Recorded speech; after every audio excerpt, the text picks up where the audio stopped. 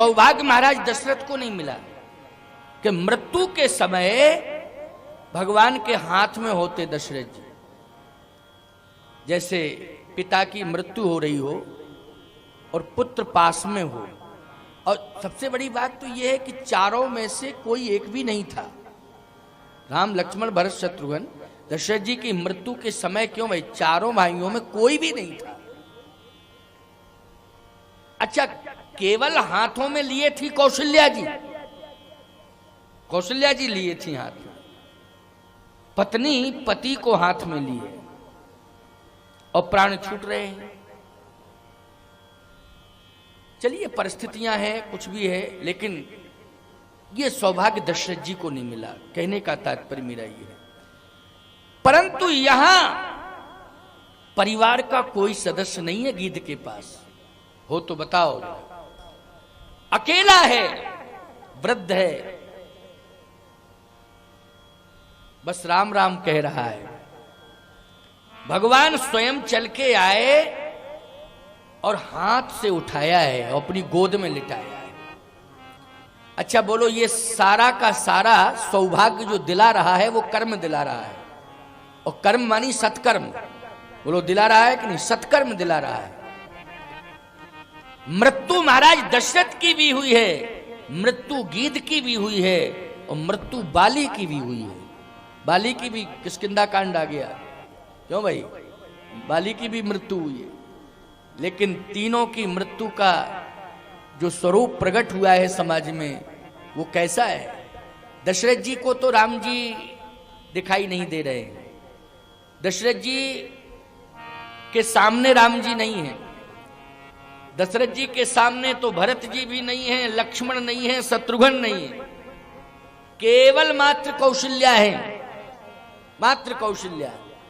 और गीध के सामने परिवार नहीं है, लेकिन परवरदिगार है।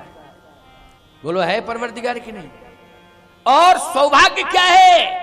इधर महाराज दशरथ कौशल्या की गोद में है, और गीधराज जटायु जानते हो कौशल्यानंद वर्धन श्री राम की गोद में है।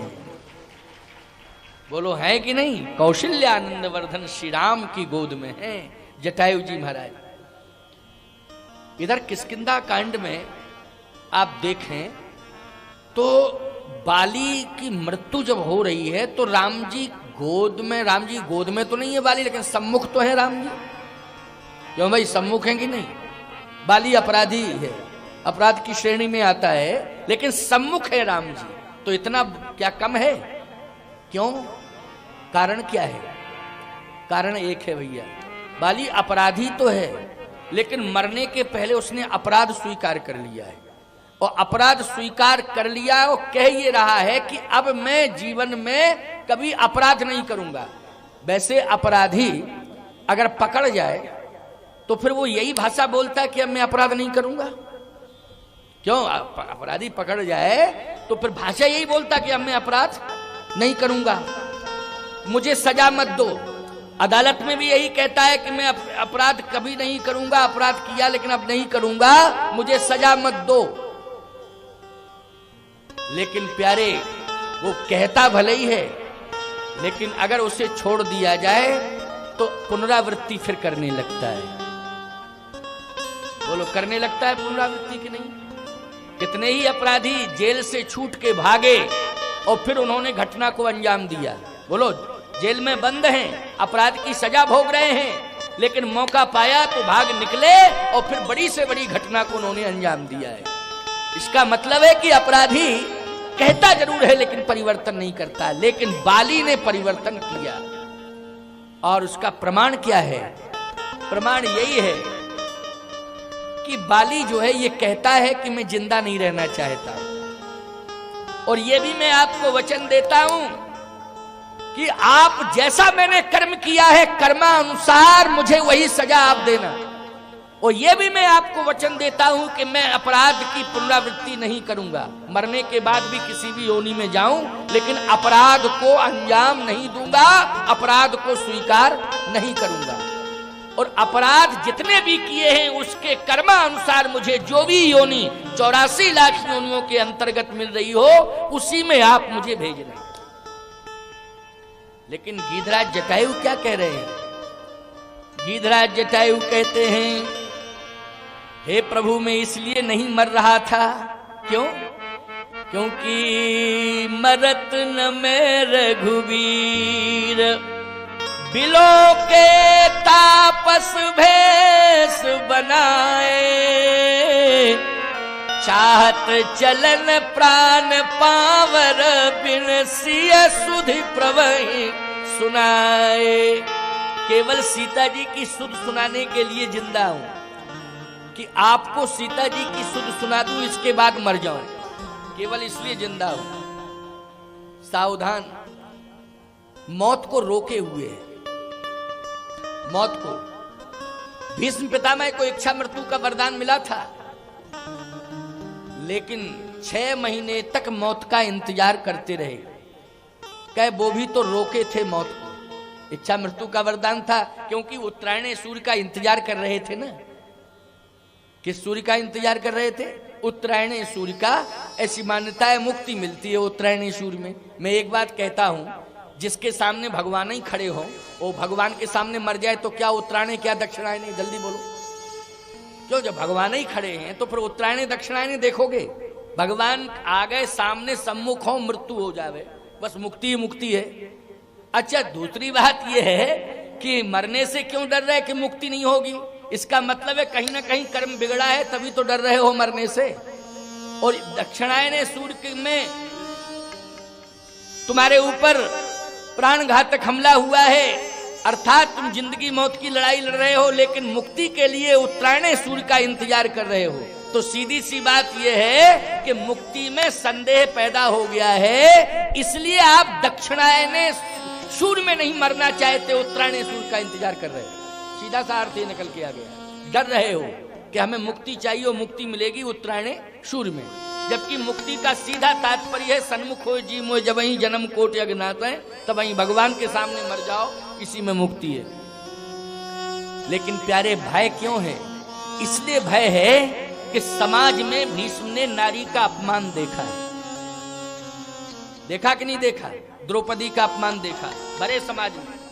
भरे समाज में द्रौपदी का अपमान देखा, और केवल इतना ही नहीं, अगर द्रौपदी दौड़ करके किसी का चरण भरे समाज में पकड़ती है तो वो भीष्म पितामह है। भीष्म के चरण पकड़ लिए थे, द्रौपदी ने दौड़ के गई और पैर पकड़ लिए, मुझे बचाओ, मेरी रक्षा करो। ना तो द्रोणाचार्य की ओर भागी, ना कृपाचार्य की ओर भागी, ना युधिष्ठिर की ओर भागी, ना भीम की ओर भागी, ना अर्जुन की ओर। बोलो किसके चरण पकड़े? भीष्म पितामह के। मुझे बचा लो, मेरी रक्षा करो।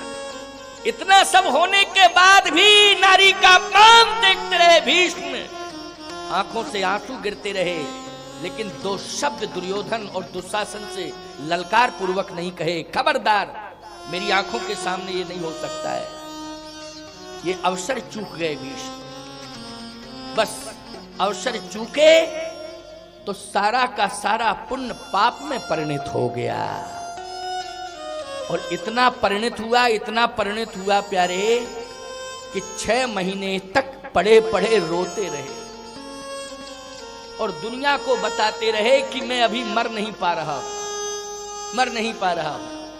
और अंत में रोते रोते प्राण त्यागे, भगवान के सामने ही त्यागे, लेकिन रोते रोते। प्रमाण मिलता है, श्रीमद् भागवत सुनते हैं आप, रोते रोते प्राण। प्रार्थना तो कर रहे हैं लेकिन आंखों से आंसू गिर रहे। वो लोग गिर रहे हैं कि नहीं? लेकिन जटायु जी प्राण छोड़ रहे तो आंसू नहीं गिर रहे, आंसू तो भगवान के गिर रहे। बोलो भाई, यहां भीष्म के आंसू गिर रहे, स्तुति कर रहा है भीष्म, आंसू गिरा रहा है और महाप्रयाण की तैयारी कर रहा है। लेकिन यहां रामायण में तो भगवान स्वयं रो रहे हैं और जटायु जी हंस रहे हैं। जल भरी नयन कहत रघुराई, तात करम ते निज गति पाई, तन तज तात जाहु मम धामा, देहु काहे तुम पूर्ण काम। भगवान रो रहे हैं, लेकिन जटायु के हंसने का क्या प्रमाण है? भगवान ने जब रोका जटायु कि आप के प्राण की रक्षा मैं करूंगा, आप मृत्यु को प्राप्त ना हो, मृत्यु क्या बिगाड़ेगी आपका, मैं आपको मरने नहीं दूंगा। तब जटायु जी मुख मुस्काए कही तहीं बाता, जब राम जी ने कहा अचल करहूं तन राखऊ ताता, मुख मुस्काए कही तहीं बाता, हंस करके बोले जटायु जी, रो के नहीं बोले, हंस के। राम जी तो रो के कह रहे हैं, आंसू बहा रहे हैं, नहीं नहीं मैं आपको जाने नहीं दूंगा, आप जाएंगे नहीं, कौन ले जाएगा आपको, मौत काल कहां, क्या बिगाड़ सकती है मौत, क्या बिगाड़ सकता है काल। लेकिन जटायु ने कहा नहीं नहीं, मैं मौत को रोके था, मौत तो खड़ी थी लेकिन मैंने रोक दिया, खबरदार अभी नहीं, समय आएगा मैं बताऊंगा, यानी इच्छा मृत्यु, सीधी सी बात इच्छा मृत्यु, लेकिन अब मेरा समय आ गया है, मुझे रोको मत, मुझे जाने दो, मैं जाना चाहता हूं। भगवान ने कहा कि आप मेरे धाम जाइए। जटायु जी ने कहा कि मेरी कोई इच्छा नहीं है कि मैं आपके धाम ही जाऊं, बस जा रहा हूं, जैसा मैंने कर्म किया है उस कर्म के अनुसार ही मुझे व्यवस्था मिलेगी, क्योंकि आपकी व्यवस्था को मैं बिगाड़ना नहीं चाहता हूं। भगवान ने कहा ऐसा कर्म आपने किया है कि आप पक्षी नहीं, इंसान नहीं, आप तो भगवान बन गए हैं कर्म के बल पर, इसलिए गीध देह तज धर हरि रूपा। स्वयं गीध नारायण बन गया साहब, भगवान नारायण प्रकट हो गए गीध में, और गीध फिर जब नारायण ही बन गया है तो बोलो बैकुंठ जाएगा कि नहीं जाएगा, और बैकुंठ जाएगा ही नहीं, बैकुंठाधिपति ही बन गया वो, लेकिन कर्म के बल पर बना। तो सीधी सी बात यह है कि कर्म के बल पर भगवान भी बना जा सकता है, कर्म के बल पर अपने जीवन को सुधारा जा सकता है, लेकिन प्यारे कर्म अगर बिगड़ जाए तो सुधारने के लिए सत्संग है, और सत्संग के माध्यम से सुधर जाओ तो पुनरावृत्ति मत करो, दोहराना नहीं तो फिर भगवान क्षमा करने वाले नहीं है। और बाली के साथ यही हुआ कि बाली कहता है नहीं नहीं, मैं न जिंदा रहूंगा और न ही ये चाहूंगा कि मुझे आप बैकुंठ भेजो, फिर बस इतनी मेरी प्रार्थना है, परिवर्तन करना चाहिए प्यारे। बाली कहता है अब नाथ कर करुणा बिलोको, प्रार्थना मरते समय गिधराज जटायु ने भी की, प्रार्थना मरते समय बाली ने भी की, और प्रार्थना मरते समय महाराज दशरथ ने भी की, और प्रार्थना मरते समय भीष्म पितामह ने भी की। महाराज श्री दशरथ ने राम राम कही राम कही राम, राम कही राम, और दोनों प्रार्थना की चौपाइयां, हा रघुनंदन प्राण प्रीते, तुम बिन जियत बहुत दिन बीते। हे राम, मैं प्राण किसके लिए रोकूं, अब तुम्हारे बिना ये जीवन अच्छा नहीं लगता है, अब तो बस मुझे जाने दो जाने दो जाने दो, राम राम राम राम राम, बार बार राम राम, 6 बार राम राम कहा। गिधराज जटायु भी कह रहे थे राम राम राम, है राम राम राम राम कह रहे थे, बस राम आ गए, अब राम मिल गए तो गिद्ध ने काम जा रहे हैं। बाली भी कह रहा है सुनहु राम स्वामी सन, प्रार्थना ही ये उसकी प्रार्थना है, सुनहु राम स्वामी सन चलन चातुरी मोर, प्रभु अजहू में पात की अंत काल गति तोर। बोलो ये प्रार्थना है कि नहीं? इस दोहे में बाली प्रार्थना ही कर रहा है, और जब प्रार्थना कर रहा है तो ईमानदारी से बताओ भगवान सुनेंगे कि नहीं सुनेंगे? सुनी प्रार्थना, और प्रार्थना में कहा क्या? अब नाथ कर करुणा बिलोको, देव यही बर मांगी हो, जही जोनि जन्महु कर्म बसतः, राम जी पद अनुरागी हो। ये प्रार्थना ही है, मैंने जैसा कर्म किया उसके अनुसार मुझे फल देना, उसके अनुसार मुझे योनि मिलनी चाहिए, लेकिन बस इतनी कृपा जरूर करना, मैं किसी भी योनि में जाऊं अपराध नहीं करूंगा, कभी नहीं दोहराऊंगा अपराध, क्योंकि मैं परिणाम समझ चुका हूं कि अपराधी जीवन अच्छा नहीं होता है। और बोलो, अपराध से यदि कोई बचा सकता है आपको तो वो है सत्संग। इसलिए सत्संग की दुनिया से जुड़ जाओ, सत्संग की दुनिया से जुड़ जाओगे प्यारे, तो निश्चित रूप से तुम अपराध से बच जाओगे। बच जाओगे कि नहीं बच जाओगे? आप भी कह रहे हो महाराज बच जाएंगे। आज हमारे प्रवास पर, या प्रवास स्थली, क्योंकि आवास नहीं कहेंगे, प्रवास स्थली कहेंगे उसको, प्रवास में, नेहा आतिथ्य गृह में, नेहा गेस्ट हाउस बोलते जिसको आप, माथुर साहब का, उसी में मैं ठहरा हूँ। माथुर साहब बड़ी सेवा कर रहे हैं परिवार के सहित, इस मानस सेवा समिति के भी वो संरक्षक हैं। और मैंने ऐसा सुना है कि उनके पिताश्री ने 2 प्लाट शायद दान भी किए थे मानस सेवा समिति, मानस भवन के लिए। तो बड़ी सेवा कर रहे हैं, बहुत सेवा में लगे हुए हैं, पूरा परिवार लगा हुआ है। उनका गांव में एक मंदिर है, उसका भी दर्शन कराया, और जहां जहां भक्तों ने अपने घर बुलाया मुझे, मैं वहां भी गया। ऐसा नहीं है कि कहो महाराज माथुर साहब के यहाँ ही जाते हैं, आप किसी के यहाँ नहीं जाते हैं, नहीं नहीं, मैं सभी के यहाँ जाता हूँ, ऐसी बात नहीं। कोई भी बुलाता है, प्रेमी होना चाहिए, प्रेमी हो तो मैं जाता हूँ प्रेमियों के यहाँ। तो आज चर्चा चल रही थी, वो चर्चा ये चल रही थी कि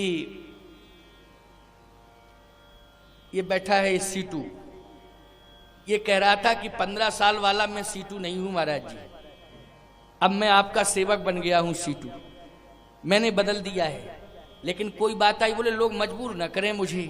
मैंने कहा एक काम करना बेटा, लोग तो मजबूर करेंगे अपराध के लिए, लेकिन जिस समय तुम्हें अपराध के लिए कोई मजबूर करे, तो अगर तुम मेरी सन्निधि में आए हो, मेरा चरण पकड़ा है, तो एक बार मेरा ध्यान कर लेना, मुझसे संपर्क जरूर कर लेना, तब कोई निर्णय लेना। अगर गुरु से संबंध बना रहेगा तो शिष्य कभी अपराध से नहीं जुड़ेगा, और यदि गुरु से उसका संबंध टूट गया तो फिर अपराधों की पुनरावृत्ति फिर शुरू कर देगा। इसलिए गुरु हमेशा शिष्य को, समाज को, सत्संगियों को, भक्तों को अपराध से दूर करता है, सदमार्ग से जोड़ता है। किससे जोड़ता है? सदमार्ग से। बोलो आज बाली सदमार्ग से जुड़ गया कि नहीं जुड़ गया? जल्दी बोलो, जुड़ा कि नहीं जुड़ा? जुड़ गया। कहता है कि मैं जा रहा हूं। कहां जा रहे हो? जहां मैंने कर्म किया, मेरे कर्म ने जो रास्ता बनाया है उसी रास्ते पर चल के जा रहा हूं। भगवान ने कहा नहीं, मैं तुम्हारा रास्ता बदल रहा हूं क्योंकि तुम मुझसे जुड़ गए हो।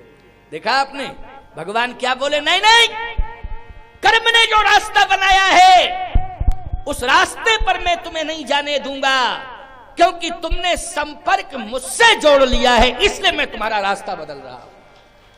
क्यों? स्पष्टीकरण हो गया कि नहीं हो गया? संपर्क संत सदगुरु से बना रहे, किसी का भी हो, याद रखना उसके जीवन में दिन दूना चौगुना आनंद ही आनंद रहेगा, अद्वितीय अभूतपूर्व परिवर्तन होगा। मैं सत्य कहता हूं आपसे, भगवान ने कहा नहीं जाने दूंगा उस रास्ते पर। कहां? राम बाल निज धाम पठावा, मैं अपने धाम भेजूंगा। लेकिन कर्म ईमानदारी से बताओ, ऐसा किया था क्या? जा सकता था वो भगवान के धाम? लेकिन एक कर्म ने जो रास्ता बनाया था उस रास्ते को किसने चेंज किया है? भगवान ने चेंज किया है। क्यों किया है? क्योंकि जुड़ गया है, और जुड़ने के बाद वाणी, भाषा, व्यवहार सब बदल गया। कहता है प्रभु जय जौन जन्महु कर्म बसता है, राम जी पद अनुरागी हो, केवल आपके चरणार बिंदों में मेरी प्रीति बनी रहे। वो हे प्रभु इतनी कृपा करना, चाहे जिस योनि में चला जाऊं, मृत्यु के समय केवल आप दर्शन मुझे दे देना, बस इतना ही चाहता हूं और कुछ नहीं। और एक बात सुन लीजिए, अभूतपूर्व परिवर्तन हुआ अपराधी में। बेटे से कहता है बेटा इधर आओ, अंगद बेटे का क्या नाम है? अंगद। कहता इधर आओ, पास में आ गया। सारी दुनिया जान रही है कि मैंने राम जी ने सुग्रीव को राजा बना दिया है और मैं भी राजा घोषित कर रहा हूं सुग्रीव को। वैसे भाई को अधिकार नहीं है, संपत्ति पर पुत्र को अधिकार होता है। क्यों? ही पुत्र का अधिकार है। पिता की संपत्ति पर किसका अधिकार है? पुत्र का अधिकार है। लेकिन मैं अधिकार दे रहा हूं, संपत्ति का विवाद नहीं रहना चाहिए, राज्य का विवाद नहीं रहना चाहिए। राम ने जो निर्णय ले लिया है उस निर्णय को बदलने की क्षमता बाली में नहीं है। अगर राजा बना दिया है तो राम ने जिसको राजा बनाया है मैं भी उसी को राजा स्वीकार करता हूं। देखा, बोलो, राम जिसको राजा बनाए तो हिम्मत है किसी की बदलने की? क्या? कौन बदलेगा? राम जी ने राजा बनाया है। इसलिए अंगद, कहीं ऐसा तो नहीं है कि तुम्हें ये ऐसा लग रहा हो कि मुझे क्या मिला, मुझे क्या मिला? अंगद में तुम्हें दे रहा हूं और ऐसी चीज दे रहा हूं, ऐसी उपलब्धि दे रहा हूं कि किसी भी पिता ने इतिहास में मरने के पहले अपनी संतान को यह उपलब्धि नहीं हासिल कराई हो। ऐसी दे रहा हूं। ध्यान से सुनना, कान खोल के। और कहा, सुग्रीव, राज्य तुम्हें मिल गया है, मेरा समर्थन है राज्य के साथ, तुम मेरे भाई हो।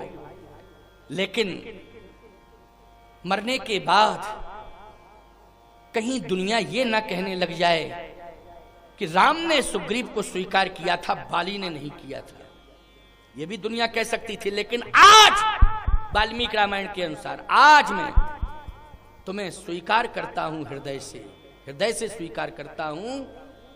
और कहा, सुग्रीव मेरे पास आओ। सुग्रीव डर रहा है।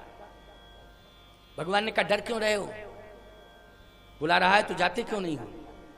तो सुग्रीव बोला, पहले क्लियर तो कर लो कि पास में जाके क्या करना चाहता है। भगवान ने कहा कि स्पष्टीकरण दे दो, क्या करना चाहते हो? हृदय से लगाना चाहता हूं अपने भाई को, हृदय से, जिससे ये महसूस हो जाए कि नहीं, भाई को हृदय से लगा के गया है। समर्थन माना जाएगा कि नहीं? हृदय से लगाना चाहता हूं। भगवान ने कहा, हृदय से लगाना चाहता है तो लग जाओ। कहे, सरकार डर लग रहा है। क्यों? दूर ही से राम राम करवा दो। वो कहीं हृदय से लगाया और मसक दिया तो प्राणी निकल जाएंगे, दोनों ही साथ जाएंगे। भगवान ने कहा, नहीं नहीं, जब मैं खड़ा हूं तो मृत्यु के भय से मुक्त हो जाना चाहिए। क्यों भाई? मृत्यु भय से मुक्त होना चाहिए जब मैं खड़ा हूं। विश्वास करने की जरूरत है, डरो नहीं, पहुंचो पहुंचो। और जैसे बाहुओं को फैलाया, आंखों से आंसू गिर रहे हैं, सुग्रीव को हृदय से लगाया और कहता है, दुनिया वालों, भाई से ही भाई का कल्याण हो सकता है। देखिए, ये कथा बहुत ही महत्वपूर्ण है, प्रेरणादायी है। भाई से ही भाई का कल्याण हो सकता है। आज मेरे जैसे अपराधी, तेरा भाई अपराधी है, बहुत अपराध किए, ऐसे अपराध किए जो कभी क्षमा नहीं किए जा सकते थे। उन अपराधों से मुक्ति नहीं मिल सकती थी। और जब अपराधों से मुक्ति नहीं मिलती तो परमात्मा कैसे मिलता? लेकिन मेरे भाई, तूने आज मुझे धन्य कर दिया। अगर सुग्रीव जैसा भाई बाली को ना मिला होता, बाली कहता, सुग्रीव तेरे जैसा भाई मुझे ना मिला होता तो आज राम का दर्शन भी मुझे ना हुआ होता। तूने ही राम से मुझे मिलाया है, इसलिए भाई से ही भाई का कल्याण हो सकता है। अर्थ समझने की कोशिश करना, भाई से ही भाई का कल्याण होगा। विरोधी मत बनो भाई भाई के। और कहता है, अंगद, तुम मेरे पुत्र हो, लेकिन नियम तो यह है कि पिता की संपत्ति पुत्र को मिलनी चाहिए। लेकिन बेटा, आज मैं भी तो संपत्ति छोड़ के ही जा रहा हूं। बोलो भाई, तुम सब भी संपत्ति छोड़ के जाओगे कि नहीं जाओगे? परिवार छोड़ के भी जाओगे कि नहीं? मैं जा रहा हूं, देख आंखों से। एक दिन तुझे भी जाना पड़ेगा।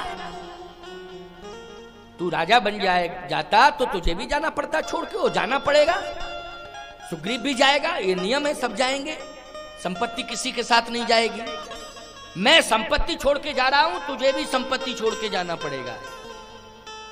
लेकिन ऐसी उपलब्धि दे रहा हूं कि जो तेरे साथ जाए। संपत्ति साथ नहीं जाएगी, लेकिन मैं ऐसी वस्तु दे रहा हूं, ऐसी उपलब्धि दे रहा हूं कि जो तेरे साथ जाएगी।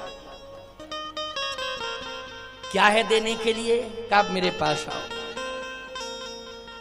पास में आया, हाथ पकड़ लिया, अंगद का हाथ पकड़ा, सुग्रीव को हृदय से लगाया, अंगद का हाथ पकड़ा और कहा, हे प्रभु अब मेरी प्रार्थना सुन लीजिए।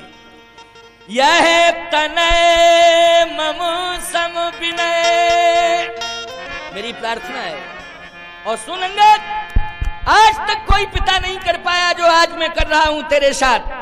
जो उपलब्धि हासिल करा रहा हूं आज तक संसार में, मरने के पहले किसी पिता ने नहीं किया। यह तनय मम सम विनय बल कल्याण प्रदि प्रभु लीजिए। कही बाहि सुर नर नाहि आपन दास अंगद कीजिए। आप कृपा करके इसे अपना दास बना लीजिए, बस मेरी यही प्रार्थना है। और हे अंगद, इनके चरणों की सेवा करता रहना। अंगद, इनके चरणों की सेवा अगर तुम करते रहोगे तो ये तो किष्किंधा का पद है, लेकिन किष्किंधा के पद से तुझे परम पद नहीं मिलेगा, लेकिन परमात्मा राम के पादारविंदों की सेवा करोगे, परम पद अवश्य प्राप्त हो जाएगा। इतना राम राम राम राम कह करके बालकीन तन त्याग, सुमन माल जिम कंठ ते गिरत न जाने ना।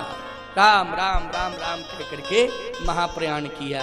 बोलो ईमानदारी से, कितनी बड़ी उपलब्धि देके गया अपने पुत्र को, बोलो देखे गया कि नहीं? और वो अंगद कहता दिया था संस्कार क्या, उसी का परिणाम सामने आ गया था कि नहीं आ गया? और बाली जो संस्कार देके गया, भाषा बदल गई बेटे की कि नहीं बदल गई? इसी पर आधारित तो प्रवचन, आज संस्कार प्रधान प्रवचन हो रहा है, नहीं क्यों? संस्कारों पर आधारित है कि नहीं? अब किष्किंधा कांड, लेकिन अब इसके आगे आप देखिए सुंदर कांड है, सुंदर कांड। क्योंकि भाई अब कांड कांड के हिसाब से प्रमाण देते हुए आगे बढ़ रहे हैं ना, तो आज सुंदर कांड में ही कथा का विश्राम होगा। किष्किंधा कांड के बाद कौन सा कांड आता है? सुंदर कांड आता है ना। मैंने एक एक कांड के मर्म को बताया, चाहे तो अरण्य कांड हो चाहे किष्किंधा कांड हो, मूल बातें बताई और वो बातें बताई जो आपके जीवन से जुड़ती हैं, आपके परिवार को संबल प्रदान करती हैं, वो बातें मैंने आपको बताई हैं। और सुंदर कांड में भी वही बातें बताने जा रहा हूं, आप सुन लीजिए। सुंदर कांड, सुंदर ग्रीव मुखारविंद,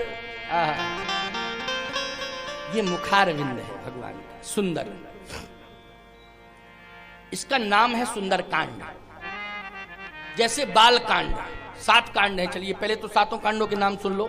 बाल कांड, अयोध्या कांड, अरण्य कांड, किष्किंधा कांड, सुंदर कांड, लंका कांड, इसके बाद उत्तर कांड। ये 7 कांड हुए ना। अब 7 कांड हो गए साहब। 7 कांडों में अर्थ समझ में आ रहा है। एक कांड का अर्थ विशेष है, लेकिन 6 कांडों का अर्थ देख लो आप। एक कांड विशेष सुंदर कांड।